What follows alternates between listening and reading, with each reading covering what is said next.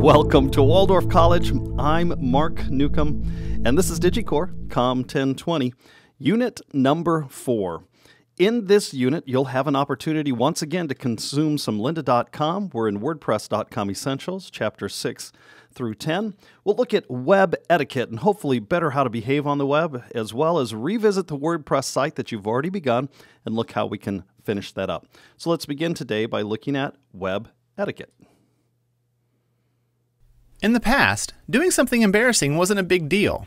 It happened, and then people moved on. But now that things can be shared on the web immediately, those embarrassing moments can last forever and impact your reputation and those of your friends. Let's talk about what happens on the web.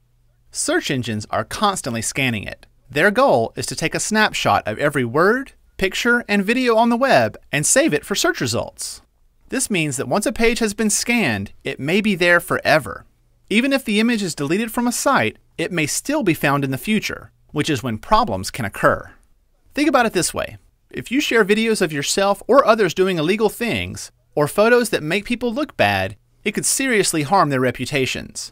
And sometimes it's hard to tell. What seems like a funny photo today, yay, may look very different to someone who finds it in the future. Boo! By understanding a few things now, you can help avoid problems later. It starts with what you choose to put on websites. Sharing on the web can be fun and productive, but it could also cause problems. So it's up to you to think about the people in the photo or story, including yourself, before you share it. Would you want your grandfather to see this photo? Or a future boss? Once you click, you lose control of who can see the photo on the web. And no one wants to lose control. This means your friends have to depend on you to take responsibility for the images, stories, and videos you share on the web. Luckily, you don't have to share everything publicly. Find ways to share your life privately without having it scanned by search engines. And be careful using people's names. Names are easy for search engines to scan. Another step is asking your friends to think about what they share on the web. Let them know that from now on, you're going to take responsibility. Talk about the risks and what impact photos could have in the future. Agree to think before you click. This way, you can act goofy today and still have the respect you deserve tomorrow. Of course, you can't control everything on the web. If you feel a photo, story, or video could put your reputation at risk, you can take action. Contact the person who posted it and ask them to remove it. Taking action today can make it harder to find in the future. So the point is, sharing your life online can be fun and productive, but it can also mean losing control.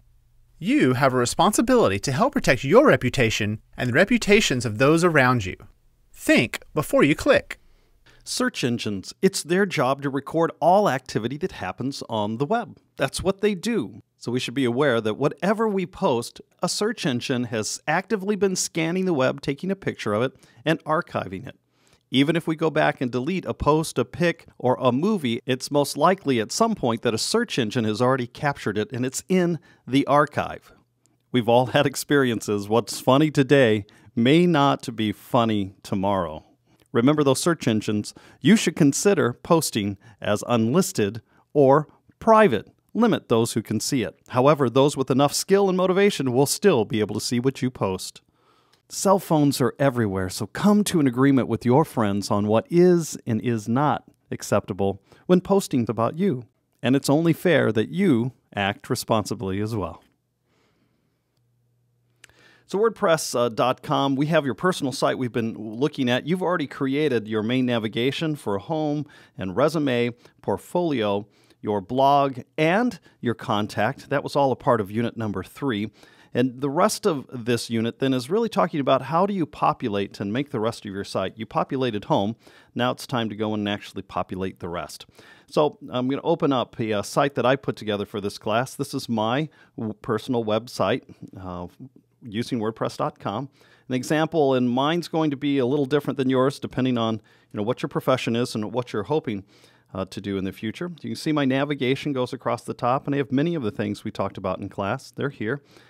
As well as Joymart Communications, which is a company I run with my wife.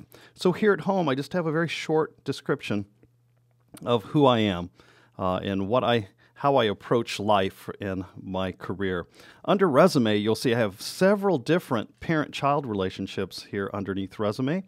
I have a short description that tells about some of the key milestones that I've achieved during my career here.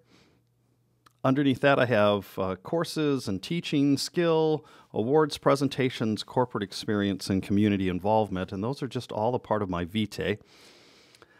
So as you work through, if we were to go to teaching experience, let's take a look at that. Here's my experience here at Waldorf College, and if you go a little lower here, you'll find facilities that I've built and some time that I spent at Wartburg College as well. Courses, I have all the courses, or a large majority of the courses that I teach here at the college. They're here with a short description, their course number, and how many credits you get per semester. The blue indicates that they're linkable and that if you click on them, you can actually go out and look at their syllabus. So let's look at COMM 203, that's television and film production. This will be COMM 2030 on the online. You'll have an opportunity. I hope you'll consider taking this course online. So here's the syllabus for that course. And it opens in its own window. And I simply can just click back on the website and I'm back in again.